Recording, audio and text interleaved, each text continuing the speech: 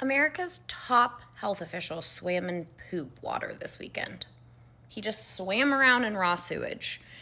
And it took me a few days to truly unpack this story and research it, but here we are. I just read a tweet and did a deep dive on this story. And in some ways this is one of the weirdest, most out of character things RFK Jr.'s ever done. And in some ways I just went down this rabbit hole that it's I feel like I finally understand RFK Jr., which is terrifying. I will never, but sort of understand the things he does. Okay, let's unpack how crazy this is.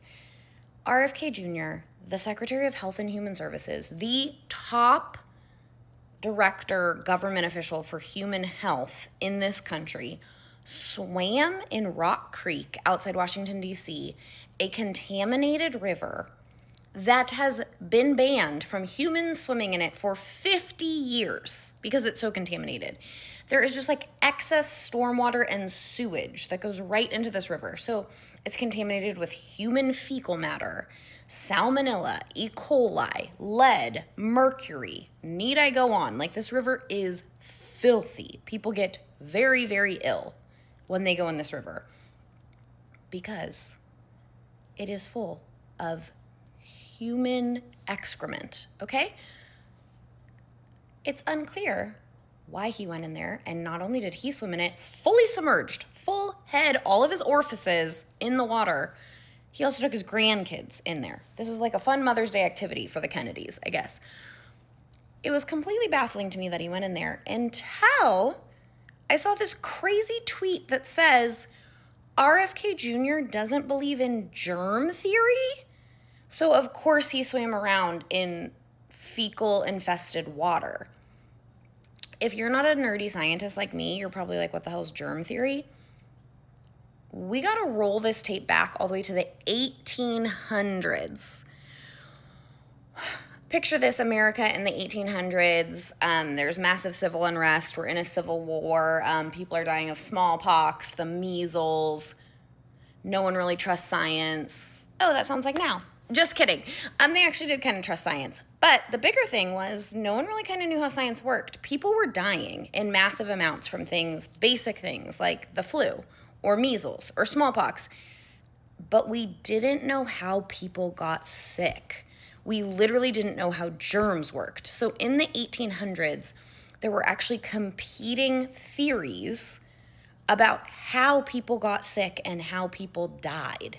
And it was the beginning of the theories of hygiene and sanitation and how do people keep people safe in hospitals and things like military hospitals in the Civil War, because we didn't know what was important. Did you have to wash your hands between doing surgery on one person or the next person?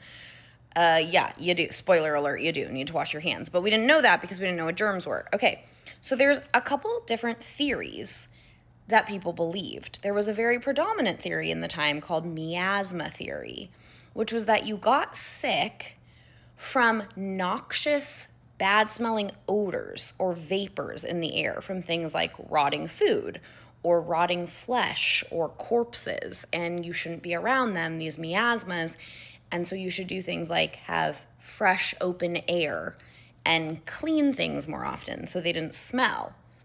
It turns out that actually led to a lot of innovations that we currently have in sanitation and hygiene, and you really shouldn't hang out around corpses. But it's not because of the smell. It's actually the smell of rotting food is not necessarily dangerous. You can be around the smell of rotting food all you want.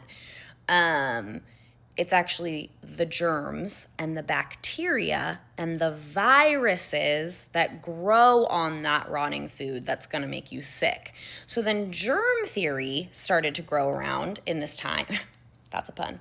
Come around in that time where people started to learn that the germs on things that were left out to rot were what was making them sick. People discovered what bacteria was. They discovered what viruses were. They just really discovered how diseases work.